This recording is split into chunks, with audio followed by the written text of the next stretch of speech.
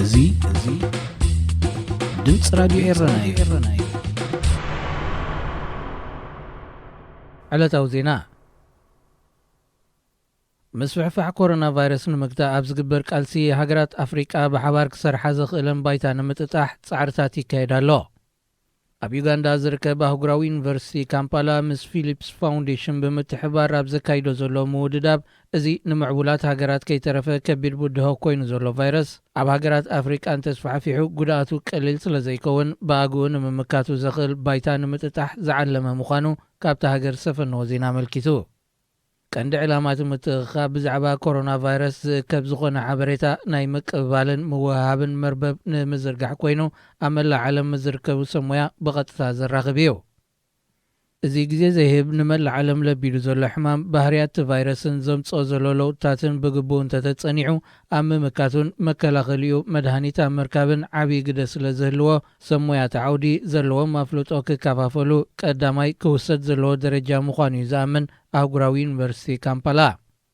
ኣብዚ ተበግሶ እዚ ዝሳተፉ ዘለዉ ሊቃውንትን ሰብ ሞያት ዓውድን ዜጋታት ዩጋንዳ፣ ኬንያ፣ ታንዛንያ፣ ኢትዮጵያ፣ ናይጀርያ፣ ዚምባብዌን ደቡብ ኣፍሪቃን እዮም።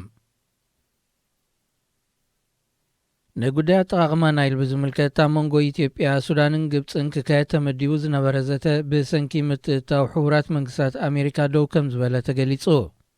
ሚኒስትር ሃብቲ ማይን ጸዓትን ኢትዮጵያ ዶክተር ስለሺ በቀለ ምስ ማዕከናት ዜና ሃገሩ ዝገበሮ ቃለ መጠይቕ ኢትዮጵያ ካብቲ ዘተ ዝሰሓበትሉ ቀንዲ ምኽንያት ነቲ ብኣሜሪካ ዝቐረበ ናይ መተዓረቒ ሓሳብ ስለ ዝነጸገቶ ጥራይ ዘይኮነ ኣሜሪካ ኣብ ክንዲ ሳላጢት ሃገር ትኸውን ኣብ ስምምዕ ዘይነበረ ናይ ሽምግልና ተራ ብምጽዋታ ምዃኑ ገሊጹ።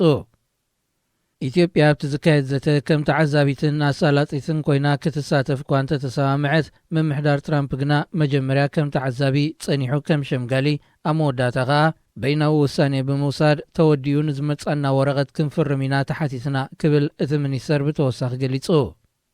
እቲ ብኣሜሪካ ዝቐረበ ናይ መተዓረቒ እማመ ምሲ ካብተን ዝምልከተን ሃገራት ዝተዋጽኡ ኪላታት ቴክኒክ ዘቕረብዎ መጽናዕቲ ዘይቃዶ ምዃኑ እውን ካልእ ኢትዮጵያ ዝሰሓበትሉ ምኽንያት ምዃኑ ሚኒስትር ስለሺ ይገልጽ።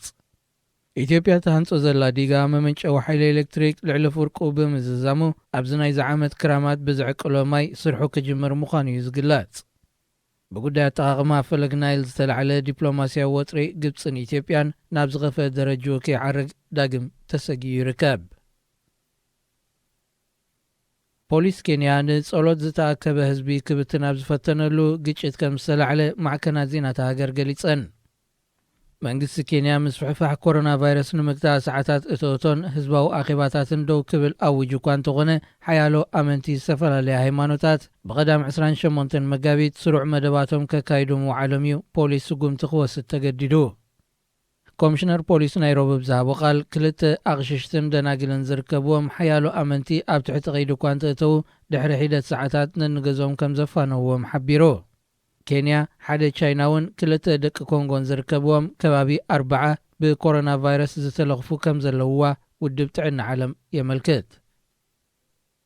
ክቡራት ሰማዕትና ዜና ብዝተፈጺሙሎ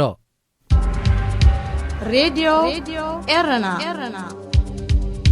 ሬድዮ ኤረና ካብ ከተማ ፓሪስ ዝመሓላለፍ ብኤርትራውያን ጋዜጠኛታት ዝዳሎ ነፃ ሬድዮ እዩ።